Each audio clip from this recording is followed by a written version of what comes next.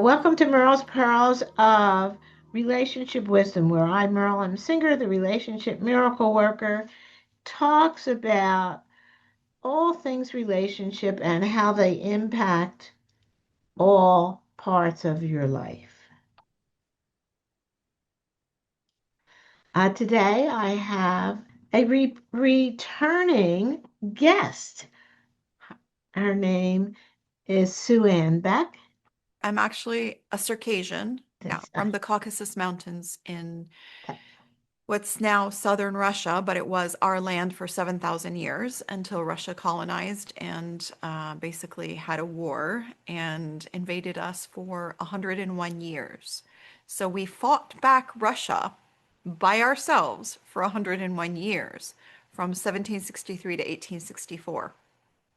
Thereafter, the few that were able to seek refuge left our homeland and then went through Europe and the Middle East. My family landed in Syria, where I was born. So that's the trajectory, okay, like the timeline. So I'm not okay. technically Syrian, I'm Circassian, which is a completely different culture. However, I embody and embrace both because I cook like a Syrian and I dance like a Syrian. So And that's serious. yeah. So, And with then 1967 happened, and then 1971 happened in Syria. So it was one war, one revolution. And my family said, okay, we're done with this. So then we sought refuge into Germany through the Tolstoy Foundation. And then we're able to come into the United States legally in 1971. And that's where we set ourselves up for the next round of adventures as well. So there was another war waiting for us here in the United States as well. So it wasn't like we were able to escape our destiny of war and terrorism when we arrived in the United States. We also dealt with a huge amount of racism and discrimination here in the United States. So yeah, and life goes on. yeah. So we, But at least you were able, and this is the power of immigrants to the United States. My grandparents were immigrants. Um, is only the most powerful can withstand emigrating. yeah. It's it's I mean, you escape one problem and enter another one Yeah, with very little. with With very very little. little. I mean, like in some cases, you're starting from below zero because if you don't know the language and you don't know the culture, so it's not just, we start with no money, because that's Right. the proverbial cliche of like, I had $200 in my pocket, which, that is true. And you stay at somebody's house until you find a job. And in the highest unemployment rate in America in the 1970s, with the oil embargo and all that, and yeah, that toughens up. So, you know, I really do wish Americans had the opportunity to know more immigrants from an intimate dimension so that they would see and understand and respect what it takes for them to do what they do. And it wasn't by choice. So many cases where we loved our homeland in the Caucasus. All my books, all my work is about my homeland of the Caucasus and our ancient heritage and how beautiful our land was and this homecoming that we all dream of. So in so many cases, these people did not want to leave their homeland country, and yet they had to. So, anyway, let's go on the one-on-one relationships. So, meeting and I talking to I think people it's important. one-on-one. Yeah. Well, you talked about this will be authentic. This conversation, that's where the authenticity starts from each from our own cultures, from our background, and being in. Um, ha- I, it's true the United States is a land of opportunity, but man, it costs. It Oh, costs. And when you said you wish more people knew immigrants uh, at the point that they are, because that's when you're at the bottomest, mhm. and and to know, The pain, the anguish, the loneliness, the, sense of discombobulation. Like, I have a YouTube channel, and on the opening segment of mine, I am underwater and I am opening a book with pages that fly into the water and I'm trying to capture them. And that's symbolic of me trying to learn how to breathe underwater. And that these words, these stories are floating away and I'm trying to capture them and this is my story and I can't and they're floating away. So there's a lot of symbolism there as well, but to me that embodies what it feels like even now. I am still lost between cultures. Even though I've been in the United States the majority of my life, I came as right, a baby. And yet I still have the triality. I'm not a dual, I'm a tricultural. So it's a schizophrenic ping pong table tennis constant, constant, my personality in one language and my personality in another language and my, output in a social setting is different in each culture, in each yeah. grouping. So there's that constant balance as well. I think the people that rule the country are should be able to take a couple of weeks off and live in different neighborhoods. Right. Uh, uh, if there if you're making rules and laws for people, it would be nice to have some intimacy with them. Mm-hmm. But isn't that another topic? Yeah. And I always say, for people that are racist, I dare you to come over to dinner. Just come to my house for dinner. I dare you. I dare you to have one dinner with me and However, see if you can hate me after. Try. You can't. You will not be able to hate me. um, And it's not because I, put anything in my food other than my love and my spices and, my breath. In Arabic we call it the breath that you infuse into the food. And whatever your mood and your sense is will flow into the food. And so we say she has the breath of cooking, like she has that breath that makes the cooking incredible. She breathes e- into it, like the essence. the essence. So I dare anyone to hate me after coming over to my house for dinner. I challenge anyone. And, it's crazy. Last year, I had a very unusual situation happen where I was working in property management. That was my first career. And I went back to my career again, just because of the economy and what's going on. Um, I was in the office speaking to a vendor in Spanish to just direct him keys, apartment, permission to enter, etc. Another vendor, a roofing vendor who was American, uh, turned to me and said, "We're in America. You need to speak English." And he said, "Why are you speaking in Spanish?" And just to spite him, I said, well, he doesn't speak Circassian, Arabic, Turkish, or French. So the only other language I can speak with him in is English, in And it's Spanish. Spanish.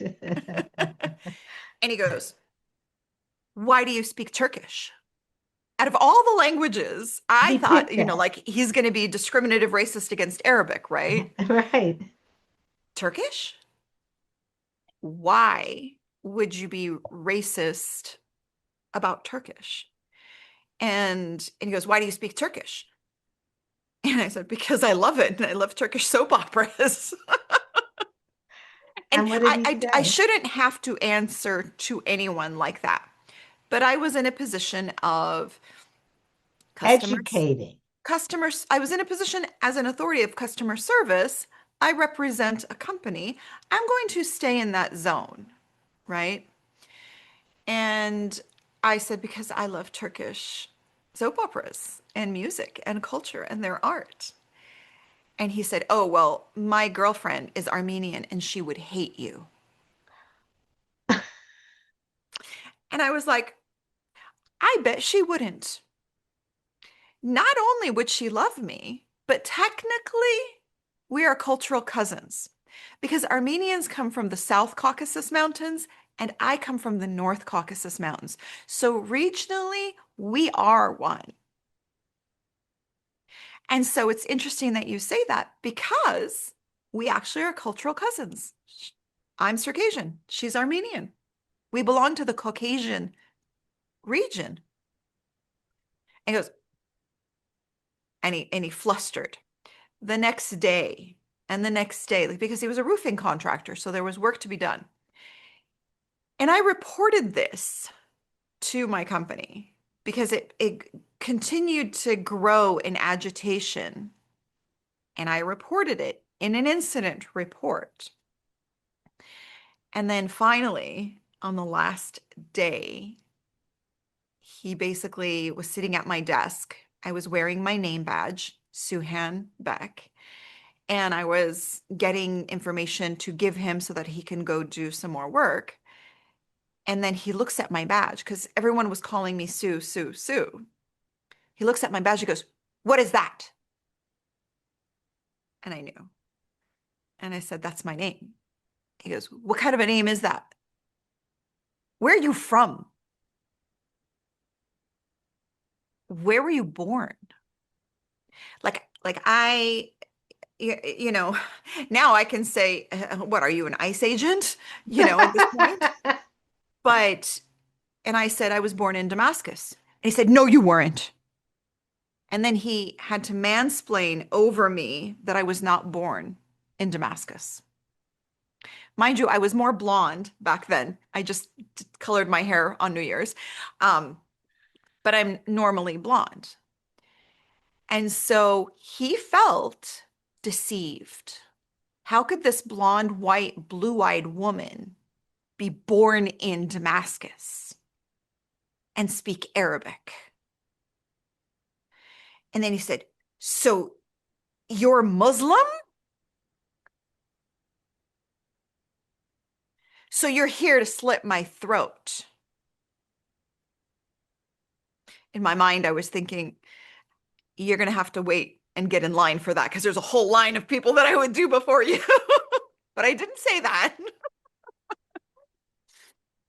But, and then he's like, I read the Quran and that's what it says. And I said, well, actually, if you really read it, it would actually say only in defense, only after you have given the enemy opportunity after opportunity after opportunity for, exchange and diplomacy and whatever. And you are in self-defense and you have to protect only in that situation. Can you do that? And it got so severe that I had to get him escorted off of the property. And basically, he threatened me. And I was like, all because I spoke different languages is how it all started. But he thought my name was Sue. I was blonde and he thought I was American. And the minute that he discovered I wasn't, he flipped. So couldn't you have him not used as a roofer? So I did follow up with a formal, this is what's happened. And then I left the office and I said, I'm not coming back, because after I had reported him the first, second, third times, the company still had him come back. And that's a fair housing violation. And ironically, in property management, they are constantly on that groove of, did you complete your fair housing education, your requirements, your compliance? Did you, you know, yes. So, but this is an actual case Right. of your employee who is defending, the rest of the staff and whatever. And I basically told him, I said, you are in, you know, Violation. you are basically jeopardizing us by not being in fair housing compliance. You do not represent us. I cannot have you on the property speaking like this. What if one of our other employees that is Latin, Spanish speaking heard you the other day when you were saying what you were saying? He goes, I don't effing care. I don't this, I don't that. I'll say that to their face and whatever. And I said, well, then you are not in compliance and you need to leave the property. And it became a thing. It became a very big thing. And yet the company was not protective of me when I was the one that was the victim of, a fair housing violation. Because the fair housing is not just the employees, but our vendors and contractors as well cannot be. Anyway, so again, I feel that if someone could just come over for dinner and listen to my music and eat with me and feel like a king in my home, as I have been culturally trained to host, then there's no possible way that anyone could hate me after. But I wish you were right.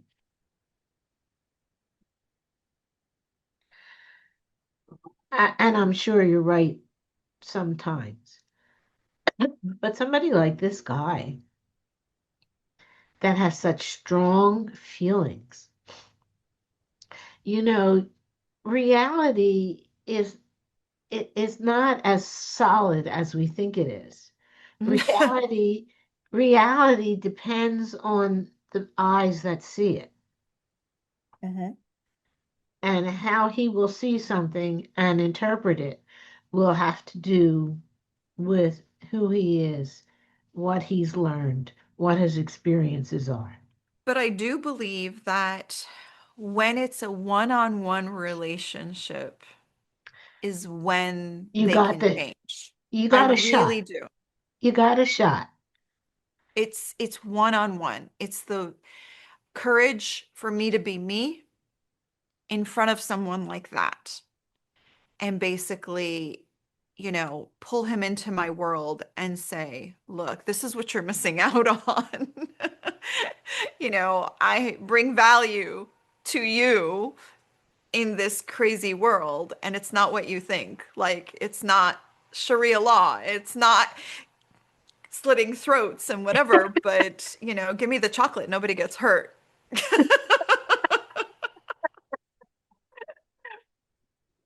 Well, So, okay, I'll give you this. If if you could get him to do that, it might show that he would have enough openness to to to believe what he sees in your and in your hospitality. okay. Yeah. And I think that is the way that we all have to handle this. Like it is a one-on-one because when you take the herd and the group out and then it's just an intimate one-on-one relationship, then I have a chance to help them see this world and see the beauty that this culture can offer And yes, without any reason other than this is who I am. You know, like Yeah. I'm not what do you call those people that are preaching and trying to spread the message or anything? Like, no, no, I am just me. And I would Right. love for you to see this as I am deeply curious about your world as well. You Yeah. know, I'm not going to go to a baseball game, done that, been there. Like I have explored your culture and continue by memorizing Beatles lyrics, Karen Carpenter, and like their pop culture from top to bottom. I know it. Test me. I can give you any, lyrics and pop culture and whatever. However, your culture is only 300 to 400 years old.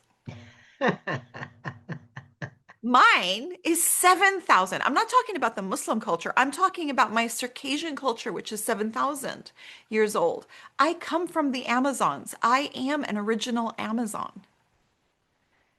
So why deny yourself the opportunity to actually sit and talk with someone that actually has something that is not available in history books? Well, that's a whole other topic. Yeah.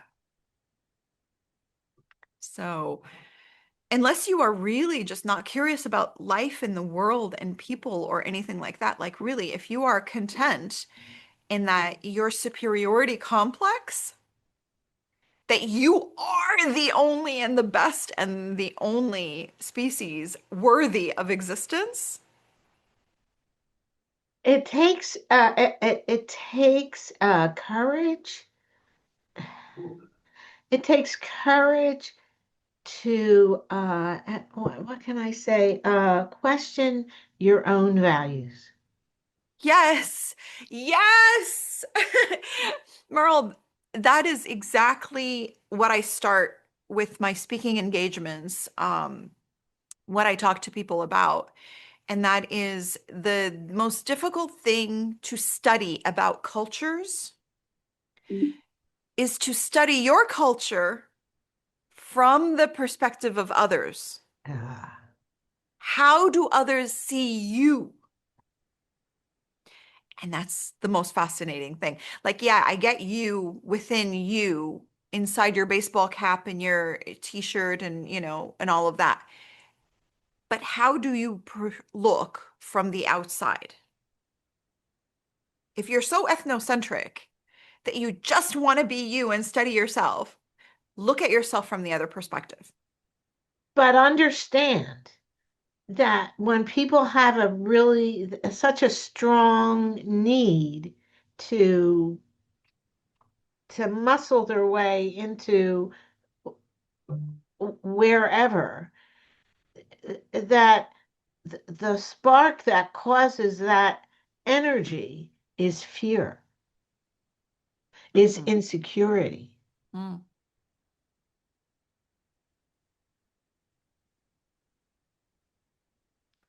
Is It, it?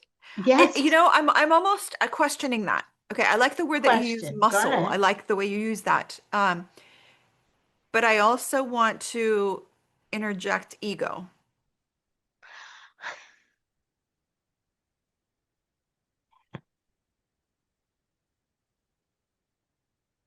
Sometimes that person that projects the biggest ego is the most insecure,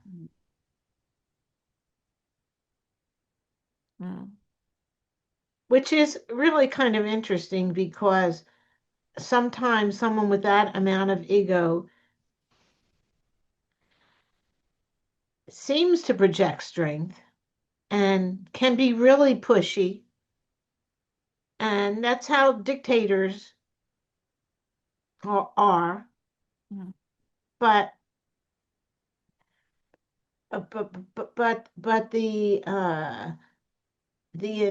initial, the first cell of it all is their insecurity.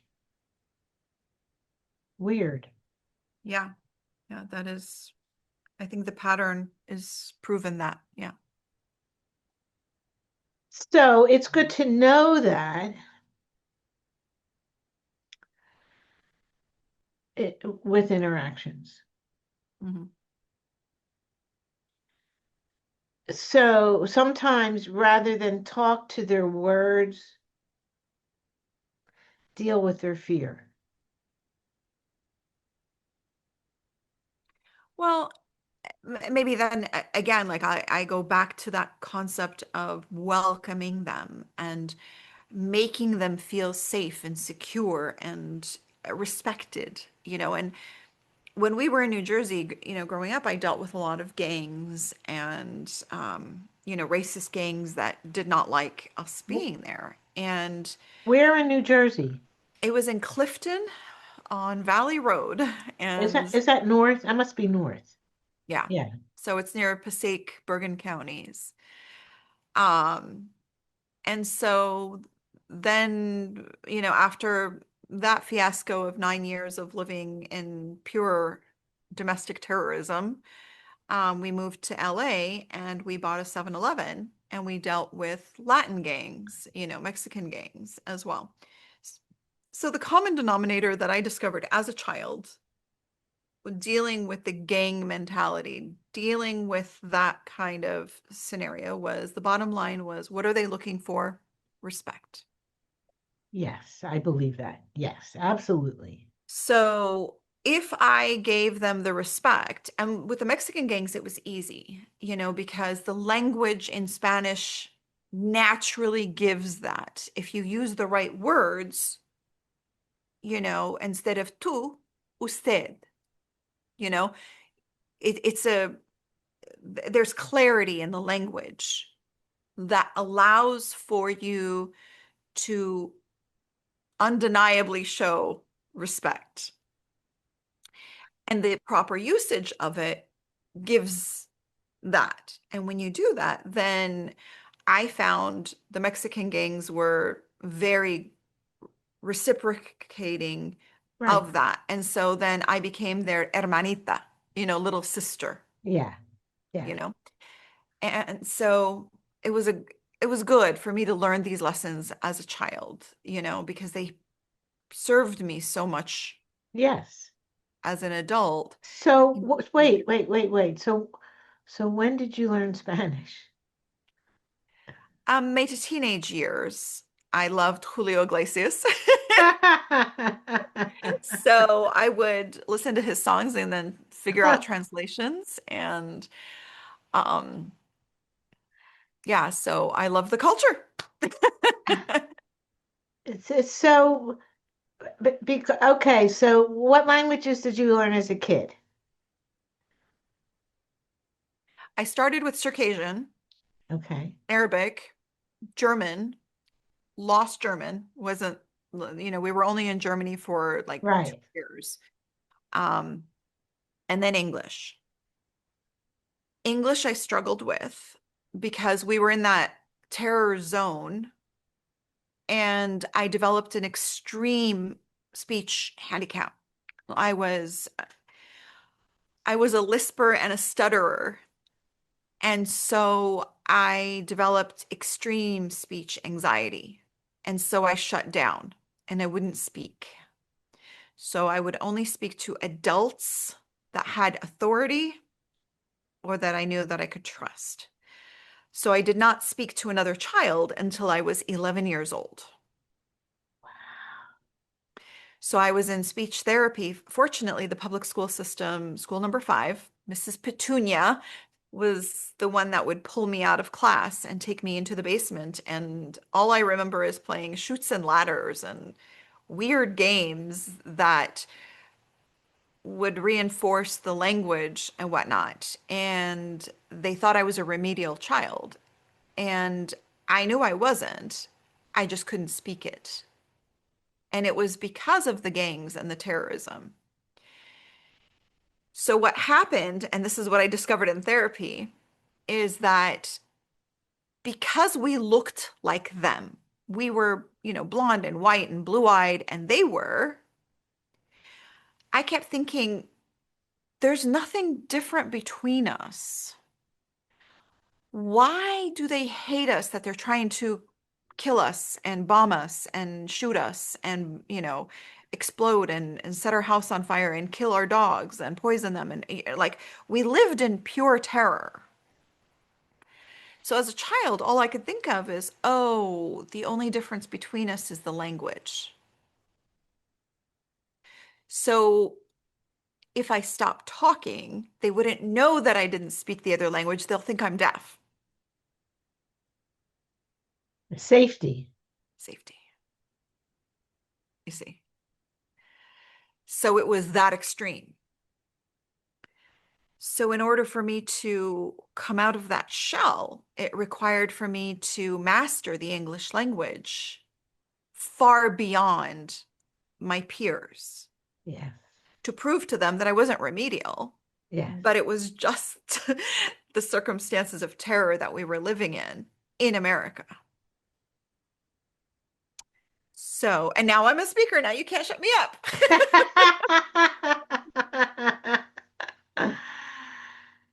So and so that you had a facility that you could teach yourself Spanish. So, yes, working in the 7-Eleven in Whittier, California, I had access to a large Mexican customer, and so that helped. So I was able to practice, and they thought it was so cute that, and I had long blonde hair back then, very, 80s. And so they thought it was really cool at that time to try to teach somebody. And so that was great. And so I was fluid in it, not just fluent, but I was fluid. Like I didn't sound like, gracias, amigo, por favor. But because of my Arabic, the Spanish came so easily Really? because the languages are so similar and they're so and Arabic to Spanish? Arabic and Spanish. Well, remember, the Arabs had basically had the Empire of Spain and the Iberian Peninsula for 800 years. So many of the words are similar. Pantalones, pants, camisa, amis. So much of Arabic and Spanish are similar, and the vocabulary has transcended for so long that it was easy to be fluid between the two. And Spanish is such an emotional language, and Arabic is such a poetic language. So it's incredible. Like linguistically, to study both of them is just beautiful. Awesome. Awesome. Yeah. Who would know? Mm, So we ended up in a whole different place. I know, right? And maybe we should just go with that.